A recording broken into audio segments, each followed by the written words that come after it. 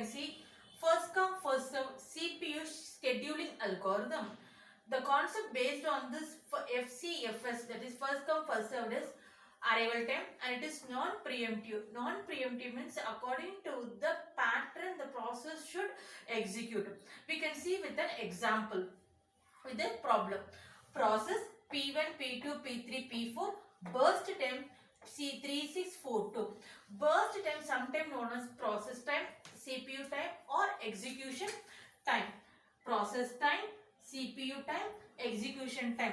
Here Gantt chart I given, that is P1, P2, P3, P4. Initially it will be 0. Initially the process will be 0. Then P1 is 3. So 0, here I am mentioning 3. Then process P2, 6. So 3 plus 6 is 9. Then for P3 it is 4. 9 plus 4 it is 13. Then P4, that is 13 plus 2 is 15. So I am taking Gantt chart. P1, P2, P3, P4. Initially it is 0. After P1, that is P1 process time is 3. For P2 process time is 6. So 3 plus 6 is 9. For P3 process time is 4. 9 plus 4 is 13. And for P4 the process time is 2. 13 plus 2 is 15. Now we can calculate the waiting time and turnaround time. Waiting time initially it will be 0. And for P2 it is 3. And for P3 it is 9. And for P4 it is 13. Waiting time is the initial time. For process P1 is 0. P2 is 3. P3 is 9 and P4 is 13. Now I want to calculate average waiting time. So 0 plus 3 plus 9 plus 30 divided by 4. I will be getting 25 divided by 4. So 6.25. Why I given 4? We have 4 process. So divided by 4. Now I want to calculate turnaround time. Turnaround time means the completion of time. That is burst time plus waiting time. What is the burst time? It is 3, 6, 9, 12. That is execution time. Waiting time. I want to calculate the waiting time also. For P1 waiting time is 0. So 3 plus 0 is 3. For process P2 it is 3. And burst time is 6. 6 plus 3 is 9. And for process P3 burst time is 4. Waiting time is 13. So 4 plus 9 is 13. And for process P4 burst time is 2. And waiting time is 13. So 2 plus 13 is 15.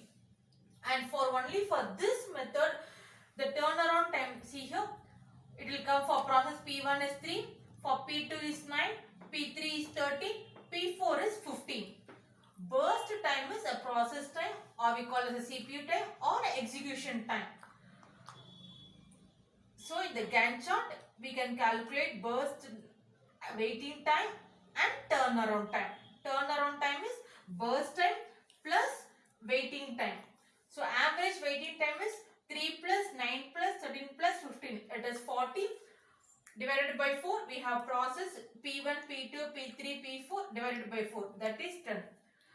Friends, I hope you understood what is first come first serve, how to solve the problem using process, and what is the waiting time, how to calculate waiting time, average waiting time, turnaround time and average turnaround time. Now what is the advantage of using this method is it is suitable for batch system and it is better method for scheduling long process. If we have P5, P6 also we can calculate. There is no limitation and it won't wait for, there is no problem of starvation. And what is the drawback of this method is it is not suited for time sharing. Time sharing means within the stipulated time you have to complete the process.